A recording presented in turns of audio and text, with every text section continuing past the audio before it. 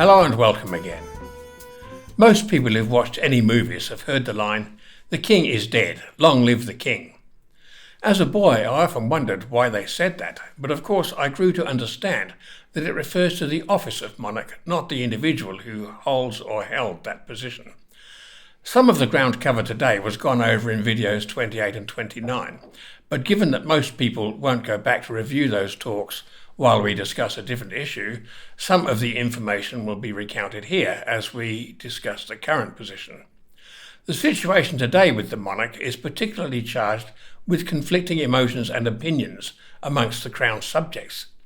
This is in no small measure due to King Charles's growing proclivity over his lifetime for involving himself in numerous political discussions and agendas, something which as a monarch is constitutionally inappropriate at best and treasonous at worst.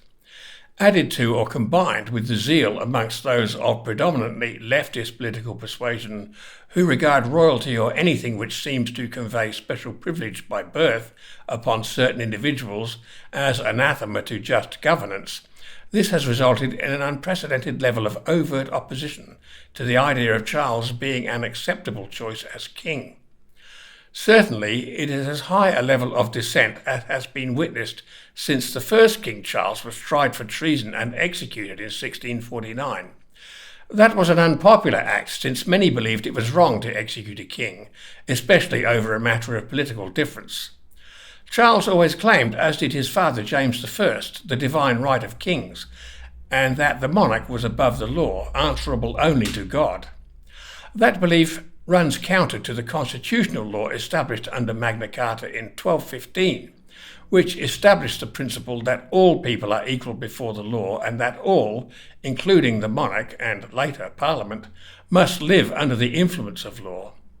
Charles I persistently refused to compromise on this issue and was at such a state of opposition to the concept of parliamentary rule, note rule, not sovereignty, that he prorogued Parliament for 11 years, from 1629 until he recalled it in 1640, seeking funding for his wars. Thereupon the old conflicts arose anew, culminating in the bloodiest conflict ever upon English soil. Up to 200,000 people were killed in bitter strife that often saw family members on opposing sides. The origins of Magna Carta were grounded in King John's belief in the divine right of kings, but in John's case he was wise enough, or craven enough, depending on one's viewpoint, to accept that compromise was inevitable and preferable to the alternatives of either execution or exile. That latter option of exile was apparently not given to Charles I, though it would surely have been possible to enforce it now that Cromwell and the Puritans had established the so-called model army. Perhaps it was feared that Charles would have been able to raise foreign support for a restoration to the throne, and that there had already been enough killing, any repeat of which could be prevented by Charles's demise. However, after 5 years of Cromwell being unable to establish a working parliament, and following his death in 1658 and a couple more years of instability, the people were ready for the monarchy to be restored, and Charles's son, Charles II, was crowned in 1660, reigning until 1685. He created the first standing army. His son, James II, was a Catholic, and once again religious intolerance began to be manifest, James also subscribing to the divine right of kings. This culminated in James fleeing the country in 1688 after the Dutch king, William of Orange, who was married to James's daughter, Mary, landed with an army on the invitation of leading members of the English establishment to be installed as monarch. James II was thus the last English monarch to be crowned according to constitutional protocols, as discussed in videos 28 and 29.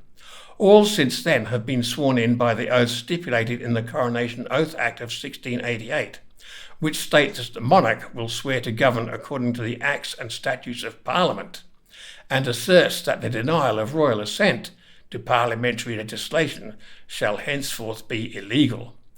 That Act and the 1688 Bill are therefore treasonous because they seek to overthrow the Constitution, which establishes in perpetuity that everyone is beneath the law. Now, as we look at the current King Charles, we are left to ponder certain issues.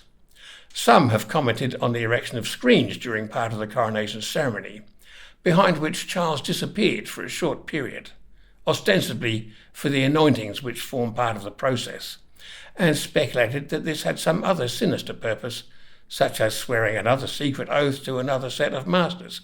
But these are irrelevant imaginings. Even if such subterfuge were true, which is doubtful, the nub of the matter is that Charles did swear publicly, as did his mother, to govern according to the laws and customs of the people of the various Commonwealth countries, and it is to this oath that he may be held accountable for its honouring or otherwise. As we know, Queen Elizabeth was constitutionally deposed by Article 61 in March 2001, an issue which is still unredressed.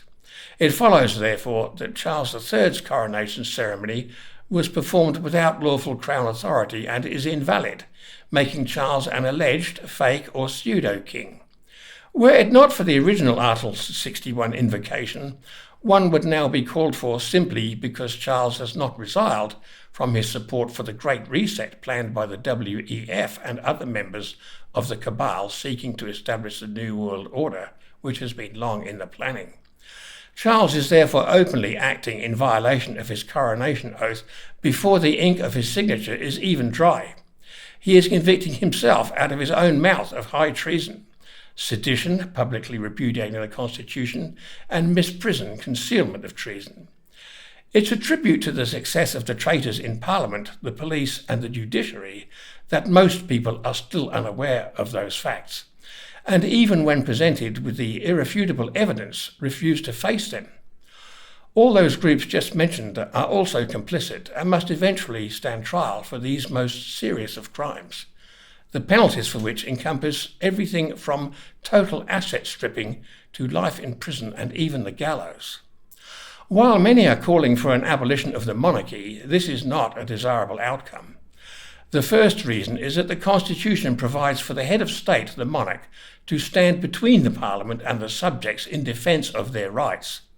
Provision is also made under Article 61 for the people and the lords to hold the monarch to account when they become renegade and assume control of their own lives in full lawful standing.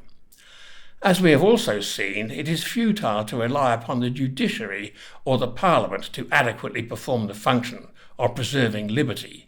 Those people in those positions are too easily corruptible by money, the promise of power rather than authority, and blackmail for discovered reprehensible crimes such as paedophilia. There is much circumstantial evidence and a torrent of at least partially credible rumour that all of these sins have stained the royal and parliamentary escutcheons. Were the monarchy to be declared defunct by popular demand and parliamentary assertion via statute, that would still be just as unlawful and unconstitutional as the current state of affairs, but it would greatly complicate the entire issue of constitutional governance in the minds of a population functionally illiterate as to the understanding of law. One may have any number of conversations with people on social media whose highest intellectual function, when informed of the true state of affairs, is to press the laugh emoji button without being able to offer any coherent explanation of why they disagree with one's explanation. William Keat spoke in the interview we did with Richard Vobes a few weeks ago of the fact that in 1215 most people were illiterate and such oaths of allegiance or fealty were given orally. When one considers, however, the axiom that the one who won't read has no advantage over the one who can't, it's difficult to argue that the situation has improved to any significant degree since those days. People refusing to be informed or research for themselves the facts, even when pointed in the right direction, and the information given them on the proverbial plate can only be objectively classified as intellectually dishonest. And is not dishonesty the essence of immorality?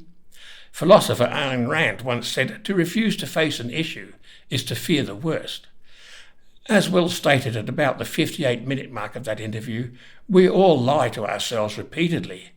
It's not as though in taking these stands, those of us pushing for people to take action on Article 61 are holding ourselves up as paragons of virtue.